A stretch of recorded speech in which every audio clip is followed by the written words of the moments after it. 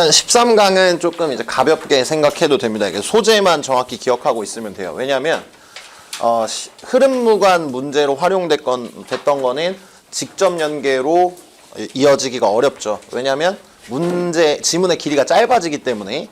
그렇지만 우리가 간접 연계도 같이 보고 있는 거잖아. 그러니까 소재 정도는 여러분이 기억하시면 될 것 같아요. 자, 근데 뭐 이제 내용도 별로 다 어렵지 않아서 여러분이 쉽게 이해할 수 있을 겁니다. 보면 자, 13-1 과학자는 혼자 연구하지 않는다. 항상 분석 노트 피시고 자기가 숙제한 것도 같이 펴놓고 수업하세요. 보면 그러니까 과학자는 혼자 연구하지 않는다라는 거야. 그러니까 여기에 깔려있는 전제는 뭐냐면 영화, 만화 같은 데서 과학자를 혼자 박혀서 연구하는 외톨이로 묘사한다. 제가 굉장히 좋아하는 드라마 중에 빅뱅 이론이라는 게 있는데 거기에서도 이 물리학자들 다 찐따로 묘사하죠. 이제 보통 이 과학 열심히 하고 이런 걸 미국에서는 널드로 취급을 하는데 어쨌든 그게 아니라는 얘기예요. 이 지문은. 자, 실제로는 과학은 팀을 이루어서 일하고 그래서 의사소통을 잘해야 돼. 혼자 박혀서 뭔가 약간 외골수의 이미지 이런 게 아니라 의사소통도 잘 하는 사람이어야 된다는 거야. 팀 단위로 일을 하기 때문에. 자, 연구 결과는 동료 심사, 피어 리뷰 과정이 필요해. 그리고 내가 연구를 했어. 팀으로 일을 했는데 플러스 또 뭐도 해야 되냐면 다른 사람들한테 우리가 연구한 걸 또 평가받아야 돼. 근데 친구가 없으면 이거 피어 리뷰 써주겠습니까? 굉장히 귀찮은 일인데 안 써준단 말이야. 그러니까 친구도 많아야 된다는 거죠. 동료 학자들이. 파트 4. 예를 들어 대학생용 과학교재 연구 대부분이 동료 심사를 받은 주제다. 그러니까 여러분이 교과서에서 만나는 어떤 연구들, 뭐 이론들 이런 것들은 다 동료 리뷰를 받은 거야. 피어 리뷰를 받은 거기 때문에 과학자는 혼자서 일하는 게 아니라 팀으로 여러 명이서 일한다. 이 정도만 가져가시면 되겠죠. 자, 13-1 독해 첫 문장하고 두 번째 문장 같이 보겠습니다. 자, 보면 둘이 똑같은 개념으로 묶이는데 여기서 보면 no until이 있고 뒤에 보면 not until이 있죠. 그쵸? 자, 둘 다 뭐냐면 이중부정이죠. 그쵸? 여러분이 이중부정이라는 개념은 분명히 알고 있는데 실제로 지문을 읽을 때 여러분이 잘 적용을 하는가 잘 생각해 보세요. 내가 로직 플로우 테스트 처음에 냈을 때도 이중부정을 이용한 걸 냈거든요. 원래 no rational argument였는데 no irrational argument로 갔단 말이야. 그 어휘 문제에서. 근데 여러분이 거기에서 no irrational을 잘 못 봐서 틀린 친구들이 몇 명 있었거든요. 그러니까 이중부정은 항상 잘 생각하시고 다시 한번 정리하면 이중부정은 강한 긍정을 얘기하는 거지. 그치? 여기서 until이 결국 뭐니까? if, not이기 때문에 두 번 부정하는 거. 이중부정이기 때문에 결국 긍정이 된다는 거지. 자, 해석을 해보면 연구 결과는 임팩트가 없어. 뭐 하지 않는다면? 공유되지 않는다면 뭐 누구와? 동료들의 커뮤니티와 공유되지 않으면 임팩트 효과가 없다. 다시 정리하면 공유되어야만 효과가 있다라는 긍정문이 되는 거지. 강한 긍정. 자, 다음 것도 보겠습니다. 자, 사실 연구 페이퍼 논문들은 aren't published 발행되지 않을 거래. until they are vetted by college in what is called 뭐 이렇게 돼 있는데 그냥 딱 처리하면 그들이 피어 리뷰를 받지 않으면 이렇게 할게요. 자, 연구 결과들은 발행되지 않아. 뭐 하지 않으면? 그 피어 리뷰를 받지 않으면. 다시 정리하면 피어 리뷰를 받아야만 발행될 수 있다로 여러분이 충분히 해석해낼 수 있어야 됩니다. 이거는. 오케이? 넘어가겠습니다. 자, 13-2 인간의 면역 체계. 제가 얘기했지만 이 지문이 그대로 나오지는 않을 거예요. 왜냐하면 지문의 길이가 짧기 때문에. 근데 여러분이 딱 생각해봐도 면역 체계 이런 얘기가 이번 수능에 안 나오기가 어렵겠죠. 그렇죠? 지금 시국이 그런데. 그렇죠? 잘 보세요. 자, 보면 면역 체계는 박테리아 같은 외부 침입의 방어 수단이다. 당연한 얘기죠. 여러분 충분히 이해할 수 있는 거고. 자, 면역 체계는 신체의 완전한 상태를 보존하기 위해 침입자를 공격할 항체를 생성한다. 이게 이제 우리가 예방주사를 맞는 이유죠. 약간의 병원균을 넣어서 항체를 만들면 그 병에 걸리지 않는다. 자, 그래서 근데 면역 체계가 청소년기 이후에는 퇴화한대. 그리고 노화하면 자기 세포와 외부 세포를 구분을 못해. 그래서 어떻게 해? 노화하면서 자기 세포를 공격하는 어떤 자기 면역 질환이 발생하기도 해요. 그리고 이제 면역 질환의 대표적인 것이 사실은 이건 배경지수 갖고 가세요. 알러지죠. 그렇죠? 알러지라는 것은 뭐냐면 면역 체계가 반응 안 해야 되는데 이상하게 반응하는 게 알러지란 말이야. 예를 들면 땅콩이라는 걸 먹었어. 인간이 땅콩을 먹고 죽을 확률이 있나요? 없죠. 근데 땅콩을 먹었을 때 면역 체계가 잘못 발동하는 게 땅콩 알러지가 되는 거죠. 그렇죠? 그런 개념만 여러분이 가지고 가시면 될 것 같아요. 별로 어려운 내용은 아니고 넘어갑시다. 자, 13-3 화가의 작품은 보는 사람을 고려해서 만든다. 제가 이게 지금 간접 소재의 경향이 강하기 때문에 배경 지식을 좀 많이 드릴 건데, 일단 이 지문에 깔려있는 배경 지식은 이래. 화가의 작품은 보는 사람을 고려해서 만들어지지 않는다라는 관점이 많은 거야. 왜 그러냐면 지금 우리가 이제 이 현대 미술의 영역을 잘 생각해 보면 추상화의 영역이죠. 초현실주의, 현실을 뛰어넘은 거. 그러니까 그렇게 될 수밖에 없는 이유는 뭐야? 카메라가 나왔기 때문에 미술은 도망갔어야 돼. 뭘로부터? 현실을 있는 그대로 보여주는 것으로부터. 왜? 아무리 잘 그려도 카메라만큼 잘 보여줄 수는 없단 말이야. 그래서 미술이 택한 경로는 뭐냐면 초현실주의야. 막 입체파 이래가지고 여러 가지 그 관점에서 본 걸 하나로 모으는 그런 그림도 나오고, 어쨌든 일반인들이 봤을 때 이게 무슨 그림이야 라고 생각하게 되는 그런 그림을 많이 접하게 되는데, 이 사람은 얘기하고 있죠. 그럼에도 불구하고 화가의 작품은 보는 사람을 고려해서 만드는 것이다. 당연한 얘기죠. 자, 후원자를 위해 작업할 때 후원자가 즐길 것을 제작하려는 의도가 있을 때 자신의 의도를 전달하고자 하는 것이 있을 수 있다. 자, 뭔 얘기냐면, 간단하게 얘기하면 누가 나한테 돈을 주고 그림을 그리라고 했어. 당연히 어떻게 합니까? 그 돈 준 사람을 약간 반영해서 그릴 수밖에 없겠죠. 그쵸? 첫 번째 예시. 두 번째, 평생을 고립돼서 작업했던 반 고흐도 동생의 반응에 신경을 썼다. 자, 반 고흐는 왜 등장했냐면, 여러분 알 거예요. 귀 자른 사람이죠. 그쵸? 고집 개세고. 근데 이 사람도 어땠다는 거야? 이 사람도 동생의 반응을 신경 쓰면서 그림을 그렸다는 거야. 아주 지 멋대로 살 것 같은 애지만 얘도 남을 신경 쓰면서 다른 볼 사람을 고려하면서 그림을 그렸다는 거죠. 그리고 이 사람은 누군지 모르지만 이 사람은 꼼꼼하게 명암을 작업했는데 보는 사람들을 위해 공을 많이 들였다. 남들 다 보게 해준다는 거죠.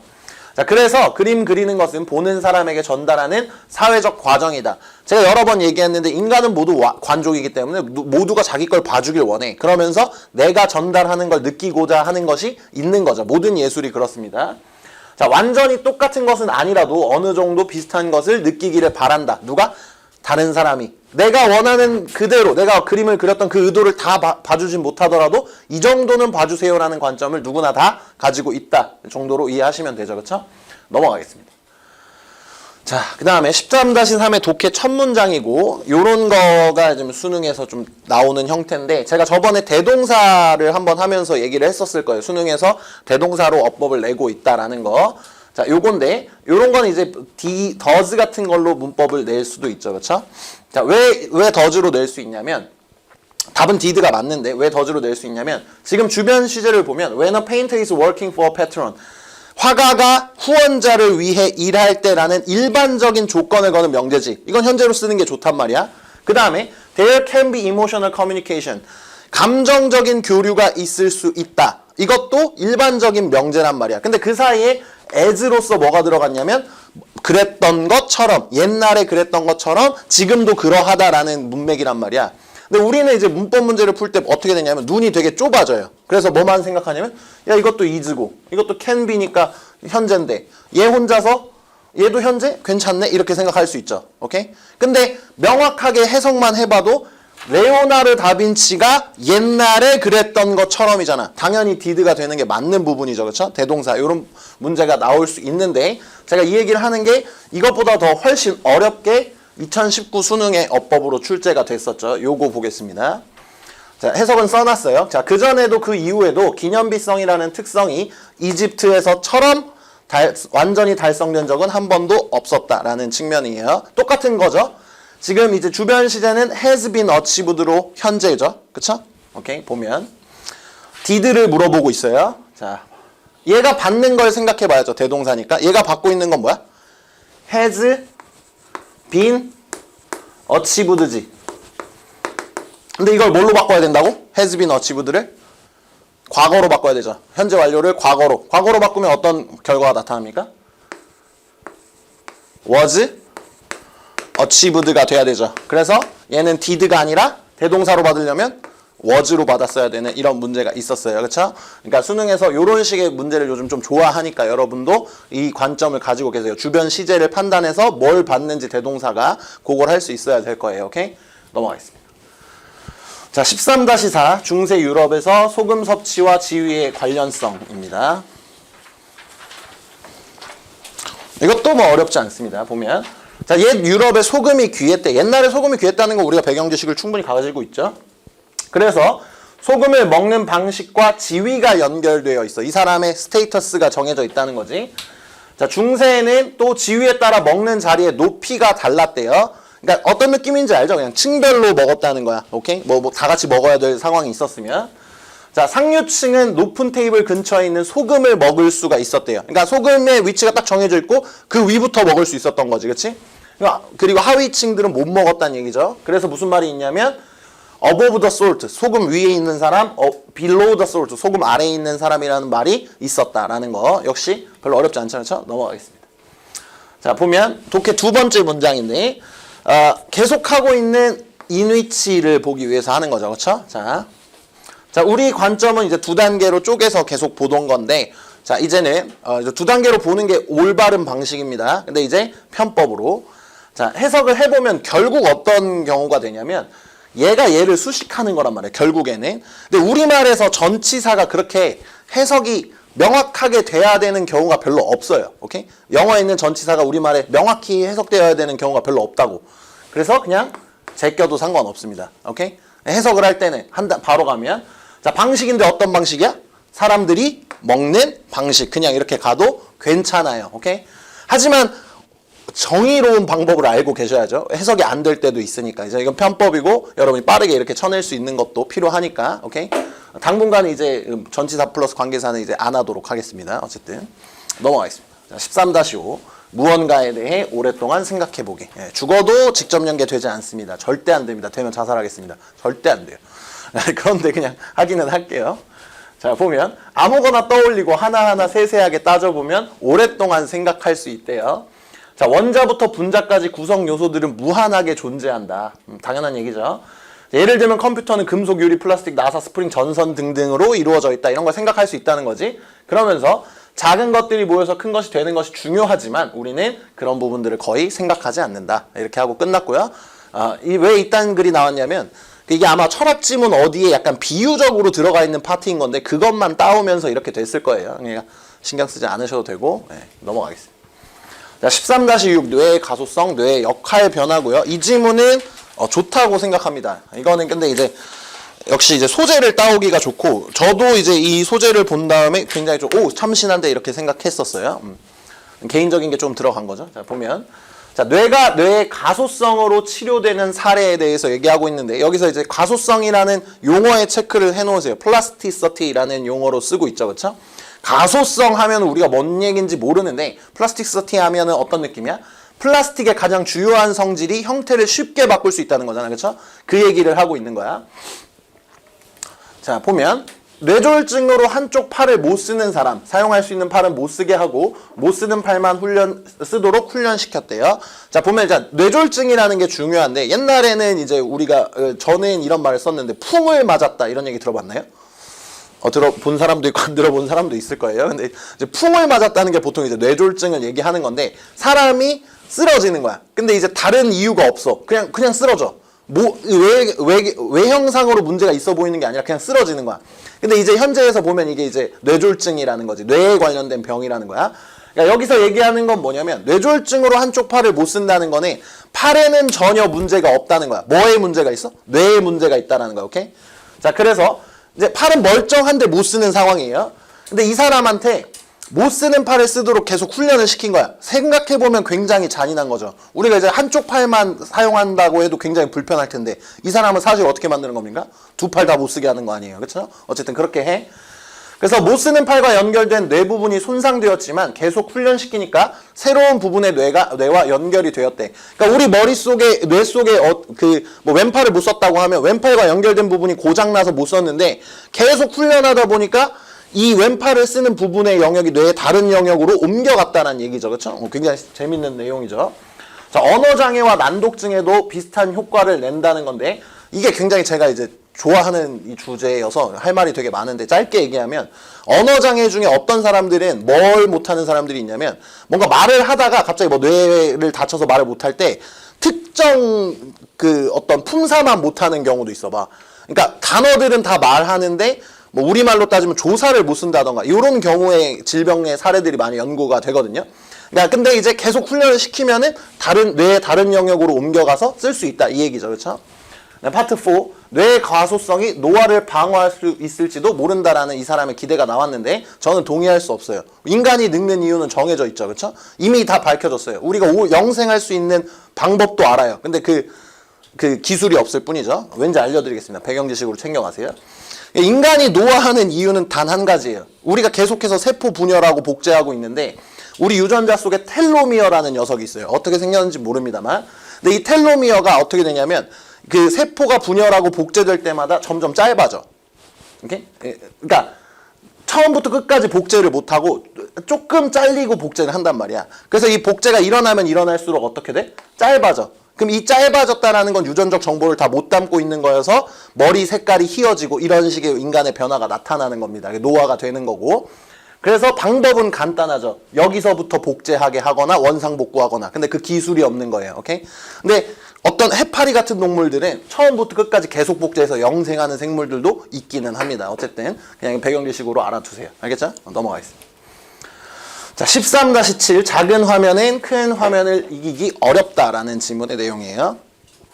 자, 보면 자, 4 곱하기 3 화면, 16 곱하기 9 화면 둘 다 작은 화면이야. 이게 조금 차이가 나는데 얘네는 거의 비슷하대. 오케이? 근데 소형과 대형 고해상도 TV는 명백한 차이가 있대. 아주 작은 TV랑 엄청 큰 TV랑은 차이가 있대요. 일부 영화들을 큰 화면으로 봐야 하는 이유가 여기 있다고 하는데 저는 동의하지 않아요. 그러니까 뭐 이거 동의하는 사람들도 많은데 저는 동의하지 않아요. 제가 하나 얘기를 해주면 저는 어벤져스 엔드게임을 핸드폰으로 봤습니다.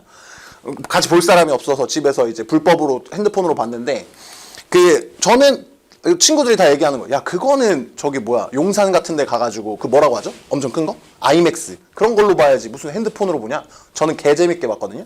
전혀 저는 동의할 수가 없어요. 어쨌든 그렇게 생각하는 사람들이 많죠. 그리고 그 얘기를 하니까 이제 생각이 나는데 제가 이제 불법으로 봤기 때문에 그때 이제 정식 자막이 나오기 전에 봤어요. 그래서 전에 이제 자막 없이 보려고 그랬는데 거기 번역기 자막이 들어가 있는 거야. 그래서 이제 제가 아직도 기억나는 게 엔드게임 첫 장면 여러분은 기억을 못 하는데 저는 기억할 수밖에 없어요. 왜? 첫 장면이 안 본 사람 없죠? 첫 장면이 뭐냐면 호크아이가 딱 나와. 호크아이가 딱 나와서 자기 딸이랑 놀다가 갑자기 그거 있잖아. 다 사라지잖아. 타노스 때문에 반 사라지는 거. 그때 갑자기 딸이 사라지는 거야. 그래서 딸을 불러. 허니 이렇게 부르는데 제가 번역기 자막으로 봤다 했죠? 꿀꿀 이렇게 나옵니다. 어쨌든 기억이 났어. 자, 파트 3. 자, 아무리 적절한 전환 기법을 사용해도 화면 크기에 따른 차이가 여전히 존재하게 된대. 그러니까 아주 좋은 기술을 써가지고 큰 화면에 있는 걸 작은 화면으로 이쁘게 옮기려고 해도 차이가 난다라는 얘기예요. 그 다음에 작은 화면에 촬영 기법이 있긴 하지만 대형과 경쟁은 안 돼. 작은 화면이 이쁘게 나오도록 찍는 카메라 기술도 있지만 여전히 뭐가 짱이다? 큰 화면이 짱이다 라는 주장을 하고 있는 거고 뭐 받아들일 수 있는 사람 굉장히 많을 거예요. 그렇죠? 오케이? 넘어가겠습니다. 자, 13-8 리베지테이션 기법에서 주의할 부분. 이게 무슨 재녹화 기법 이렇게 되어 있는데 바로 앞에 있는 것도 영상이고 해서 머릿속에 섞일 것 같아서 제가 그냥 그 용어 그대로 썼어요.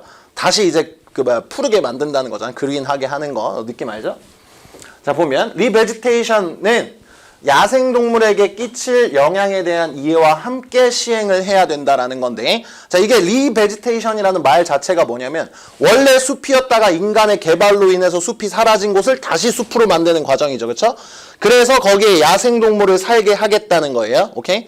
자, 이렇게 하면 이거랑 연결될 수 있는 지문이 하나 있죠. 야생동물이 머무를 소규모 지역을 더 만들어 주어야 한다. 4-7 펴보세요.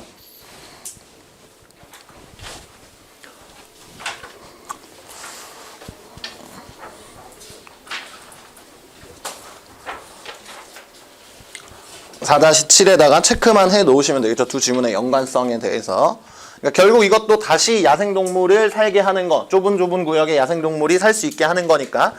그리고 이제 또 특성상 4강이 제가 여러 번 얘기했지만 4강 지문이 별로 좋지 않고 13강은 이제 짧아서 직접 연계가 되게 어렵다는 점을 생각하면 두 지문을 합쳐서 하나의 연계 지문으로 간접 연계 지문으로 나올 수 있으니까 그런 거 여러분 챙겨만 두시면 되겠죠. 계속 하겠습니다. 자. 근데 예를 들어서 네덜란드는 어떻게 하냐면 새들이 도로 위로 높이 날도록 설계하고 야생동물들이 도로를 확인해서 안 들어오도록 설계를 한대요. 자, 도로 위로 높이 날도록 설계하는 건 우리도 일종의 이런 것들을 하고 있죠. 그 고속도로 아파차 타고 가다 보면은 그 옆에 벽에 투명한 유리벽에다가 막 그림을 그려놨어. 왜? 부딪히지 말라고. 오케이? 새들이 와서 부딪혀서 죽으니까. 그 다음에 도로를 잘 보고 도로로 안 들어오도록 설계한다는 건 어떤 측면이냐면 우리는 잘 없어요. 한국엔 잘 없는데 그 외국에는 로드킬이라는 개념이 있어요. 그래서 그게 뭐냐면 자기가 차를 타고 가다가 야생동물이 뛰어들어와서 야생동물을 죽이는 그 개념이 있는데 굉장히 빈번하게 일어납니다. 우리는 생각해보면 야생동물이 차에 치여 죽었다고 하면 우리는 이제 고양이, 뭐 비둘기, 강아지 이런 것만 생각하겠지만 저는 호주에 있었잖아요. 캥거루가 엄청 죽어 있어요.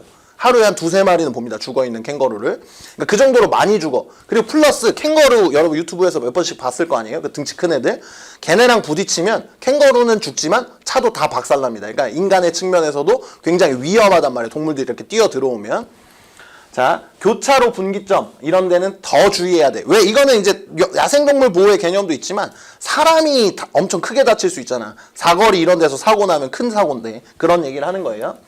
자, 딸기 같은 과일이 열리는 나무를 교차로 근처에 심으면 야생동물이 위험한 교차로로 들어올 수도 있다. 이게 뭔 얘기냐면 그 사거리라는 것은 인간의 입장에서 봤어도 굉장히 붐비는 그런 곳인데 그 근처에다가 동물들이 좋아하는 그 과실수를 심으면 얘네들이 이거 먹으러 들어왔다가 들어올 확률이 높아지잖아. 도로로. 그러니까 그렇게 하면 안 된다라는 어떤 그 리베지테이션에서 주의할 것들에 대해서 이야기해주고 있습니다.